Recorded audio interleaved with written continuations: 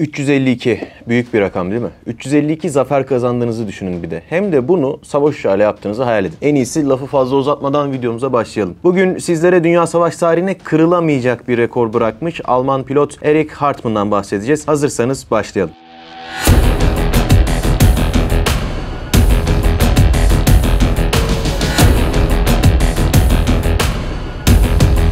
Hartmann, Luftwaffe yani Almanya Hava Kuvvetleri için pek çok cephede görev almıştır. Ki özellikle de Doğu cephesinde savaşmıştır. Savaş tarihinin en fazla düşman uçağı düşüren pilotudur. Messerschmitt Bf-109'larda uçmuştur. Resmi olarak 352 düşman uçağı düşürmüştür. Dostları tarafından Bubi, Almanya'nın sarışın şövalyesi olarak anılırdı. Sovyet pilotlarsa ona kara şeytan diyorlardı. Savaşta 5'ten fazla savaş uçağı düşüren pilotlara Ace pilot denirdi. Hartmann dünya tarihindeki bir numaralı Ace pilottu. Hartmann'a atfedilen 352 zaferin büyük çoğunluğu bugünkü Ukrayna sınırları içinde yaşanmıştır. Hemen hemen tüm başarılı uçuşlarında Messerschmitt Bf-109 G6 uçağını kullanmıştır. 352 zaferin büyüklüğünü ise bir de şöyle anlatalım. Bugün orta ölçeğin üzerinde bir Avrupa ülkesinin 400 ila 500 arasında bir avcı uçağı filosu vardır. Bu da demektir ki Hartmann tek başına neredeyse bir hava kuvvetlerinin saldırı filosunu yok etmiş sayılabilir. Hemen Bubi'nin askeri kariyerine bakalım. 1 Ekim 1940'da Luftwaffe'nin Neukolln'deki 10. Hava Alayı'na katılmasıyla askeri kariyeri başlamıştır. 1 Mart 1941'de ilk kez yardımlı uçuşunu, bundan 6 hafta sonra da yardımsız solo uçuşunu gerçekleştirmiştir. Ekim 1941'de temel uçuş eğitimini tamamlayarak 21 Kasım 1941'de avcı pilot eğitimi almak üzere Lahn-Speyerhoff'taki askeri birliğe katılmıştır. Burada hava mücadelesi teknikleri ve uçak silahları konusundaki eğitimini tamamladıktan sonra 1 Mart 1942 ile 20 Ağustos 1942 tarihleri arasında Zerbst'teki birlikte Messerschmitt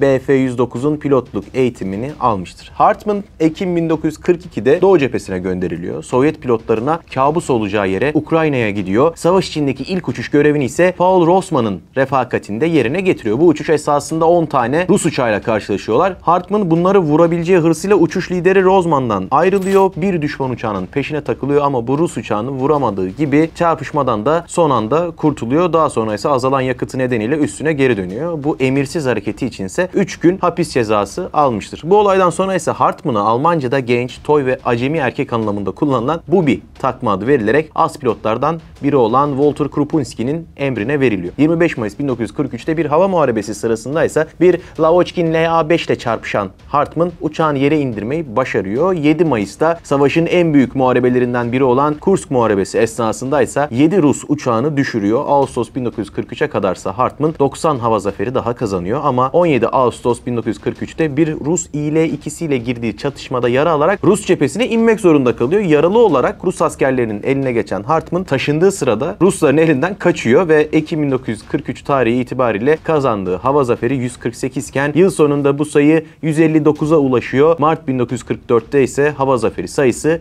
202 oluyor ve Hartmann Alman komuta kademesinin olduğu kadar Rus komutanlarının da dikkatini çekiyor artık. Kellesine 10.000 ruble ödül konulan Hartmann'ın Rus pilotlar arasındaki lakabı Kara Şeytan oluyor. Bu lakabı ise uçağının kaputunda bulunan bir siyah lale resminden ötürü alıyor. Mayıs 1944'te ise Amerikanların Alman petrol sahası Ploiești'ye saldırı planlaması üzerine Romanya'da görev alıyor. Burada da Amerikan P-51 Mustang uçaklarına göz açtırmıyor. Haziran ayında 7, Temmuz ayında ise 2 adet P-51 düşürüyor. Savaş bittiğinde 352 hava zaferiyle dünyada en çok uçak düşürmüş avcı pilotu olma unvanını eline geçiriyor. Bu rekorsa halen kırılamamıştır. Ve günümüzde veya gelecekte de kırılacak gibi durmuyor. Çünkü günümüzde artık teknolojinin gelişmesiyle avcı uçakları ilk dalaşına girmek yerine hayalet özellikli uçaklarla işlerini görünmeden, ilk dalaşına girmeden hallediyorlar. Bu da artık böyle bir rekorun kırılmasını çok güç bir hale getiriyor. Evet, bugün sizlere 2. Dünya Savaşı'nda Luftwaffe'de görev almış, 352 hava zaferiyle dünya tarihinin en çok uçak düşüren pilotu olmuş Bubi veya Kara Şeytan lakaplı Erich Hartmann'ı anlattık. Kanalımıza abone olmayı, videomuzu beğenmeyi ve yorum yapmayı unutmayın. Hoşça kalın.